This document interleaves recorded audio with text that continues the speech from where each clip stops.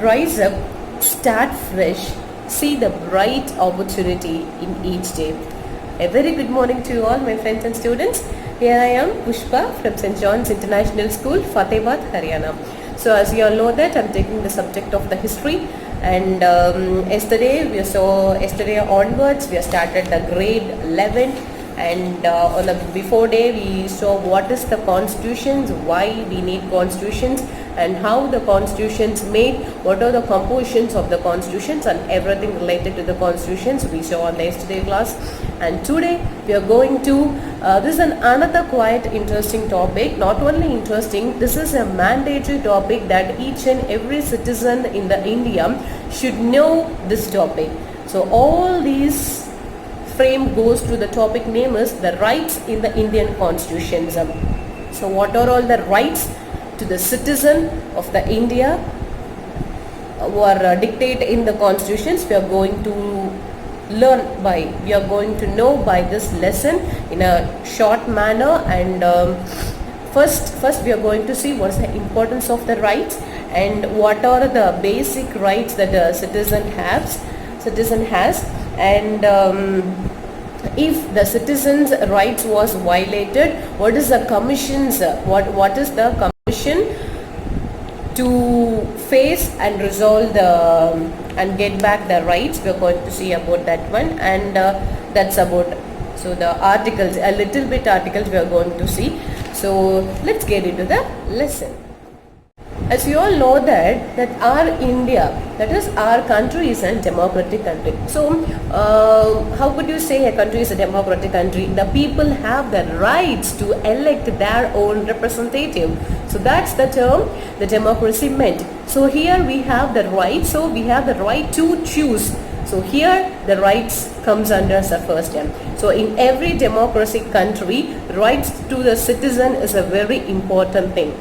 So we have here the new word, that is a Bill of Rights. That means a list of rights, a variety of rights compressed in a one topic, that is a Bill of Rights. The Bill of Rights cannot violate even the government too. If the government violate, means they take up the actions against that government. So the Bill of Rights cannot violate the government. Cannot violate by the government. In the Bill of Rights, the rights of each and every citizen was given. So there is a list of rights regarding the different subjects and different departments and different habitats. So even the government too cannot violate that rights. So that is a Bill of Rights. Then we are going to see what is the fundamental rights.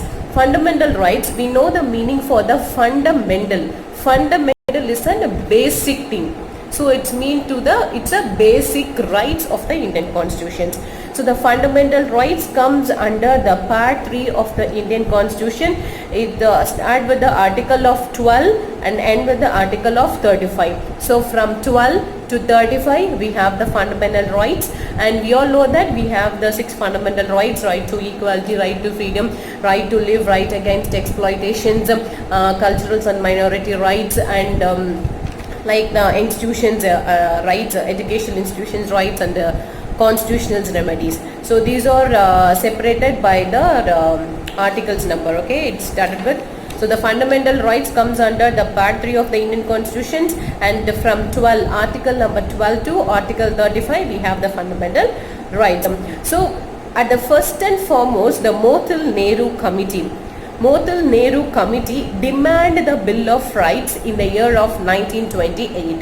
It will be a 1-mark question. So which committee demanded the Bill of Rights in 1928? That is a Motilal Nehru Committee. Or the question will be like this: the Bill of Committee demanded by the Motilal Nehru in the year of what? That is 1928. So in this quite fundamental rights, we have the similar differences, like we have the fundamental rights, we have the fundamental duties, we have the DPSP. DPSP means Directive Principles of State Policy. So here we have the similar differences. Here the fundamental rights means the rights of the Indian citizen. They have that right to ask anybody like this, and it is not changeable. The fundamental rights would not change. If we want, if we have any ordinary rights, means the state or the government can change the rights, but what the fundamental rights given in the constitution is not a changeable, it is a static one. Nobody should violate that fundamental rights to the citizens. So but it is not like DPSP is an to-do list. We can say it is to-do list, that is regarding the upcoming, the upliftment of the society, even in the wise of education, citizens and all those ways. It is going to be the policies of future policies. We are going to see the future policies comes under the DPSP, and it is not questionable because they are not saying that this has to be done. They have that, they just given it may or may not be done. So we can't question the DPSP. But while our rights is violated, means the fundamental rights is a questionable. Okay. So the fundamental duties or comes under 51 Article 51A. A means it is an amended on the 1946. It is an 42nd amendment. So the fundamental duty 42nd amendment 1976. It may be a question. Article number 51A. Fundamental duties means the duties of the citizens. Maybe it's day-to-day duty or the yearly duty. So right to what every time the fundamental duties and fundamental rights, we have the question like its right to vote is comes under the fundamental duty or fundamental rights. It comes under the fundamental right, man. Rights. You have the rights. Why did you give your rights to someone else to vote to somebody, the favored persons of that person? So fundamental, the right to vote is a fundamental rights. Okay. So these are the similar differences. So we completed this one. Then we are getting to the articles and what the article says, and that's in the chapter enter. Okay. So I already said that right to equality, right to freedom, right to life, right against exploitation, right to freedom of religion, right to the cultural and educational rights, and rights to the constitutional remedy. So the right to equality, the articles are started 14 to 18. Article 12 is about what is the constitution says, and article 13 about define the country. What is a country? What are the things so called, we call it as a country. So that is article 12 and 13. It starts with 14. So article 14 to 18 is the right to equality. So article number 14 says it's an equality before law and equal protections of the law. Before law, all the persons are equality. There is no questions of the Prime Minister, there is no questions of the President or IAS officers or whatever IAS officer, whoever it is. Before the law, all the persons are equal. So equal protections of law. That comes in the article 14, and article 15 is the state should be discriminations against the race, culture and gender. So this is article 15, and article 16 is an equal opportunity of the employment based on the relations. Okay, and article 17 is an abolition of untouchability. We know that untouchability is a lower caste of the society. So article 18 is an abolition of the titles. Like some famous leaders have some famous titles. Not only the leaders, some famous politicians have titles. So that should be abolished based on the article 17. So 14 to 18 is over. Then right to freedom, that comes under 19 to 20. Then right to life, 21 to 22. So article 21 is a right to life. So what are the basic things to live a life means? That's all comes under the right to life. Then right against the exploitations, that comes under 23 and 24. Article number 23 and 24 is rights against exploitation. That means the article 23 represent it's abolished the forced labor, questionable to the forced labor. And second one is an employment, the employee working in a hazardous area. Next, article 25 to 28, right to religion, that each and every person in the India should allow to worship their own religion, and nobody should compulsory change to the another religions. Like, Okay, no, not a compulsory one. So right to freedom of religions, article 25 to 28, and cultural and educational rights is 29 and 30. That is the minority educations and minority education institutions. In India, we have the minority of the Muslims. So Muslims comes under the minority committee, and they have the rights to start their own institutions and everything at all, the education for them. So like we have the university like Aligarh University is a very good example. Then we have the constitutional remedy. The constitutional remedy means if a government have it's regarding the law and order. Okay, it's regarding the Supreme Court and the High Court of India. So sorry, High Court of the state and Supreme Court of the India. And if the government have a struggle to give the punishment to the one killer means, what is the another remedy for that? So it's regarding the law and order. And in constitutional remedy we have 1, 2, 3, 4, 5 important terms. This have to be a question in 5 marks or 2 marks or maybe in 5 marks, right? So we have the 5 important, we can say the constitutional remedies and heart soul of the Indian constitution.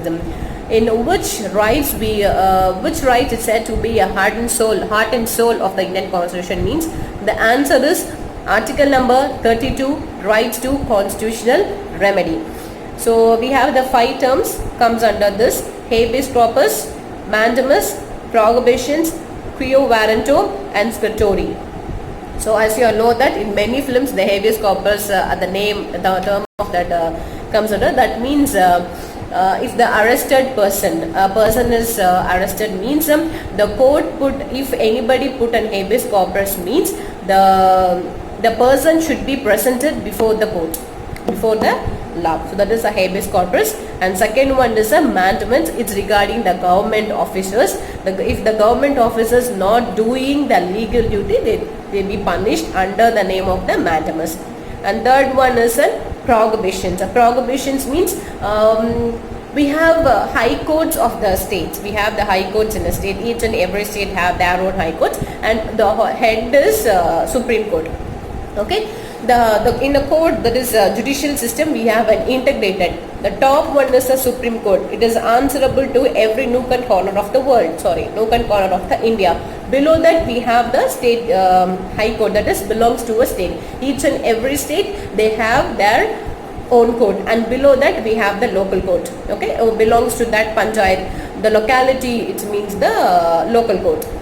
Okay, so the high court should give the punishment or should give the suggestions regarding only those of the state, on that state only. But the Supreme Court is the head of the all over the countries. Okay, and we the citizen have a right to put a case of anybody to the Supreme Court. Anybody on everything to the we can file a case. Okay. Then habeas corpus, mandamus, the prohibitions, we say it as the jurisdictions. Jurisdictions means each and every state, that is a high court, have their own jurisdictions. They do not follow, they do not allow to handle the cases of the another state. So they should be in their jurisdictions. Means the limit of that state, the territorial limit of that state is a jurisdictions. So that is a prohibitions.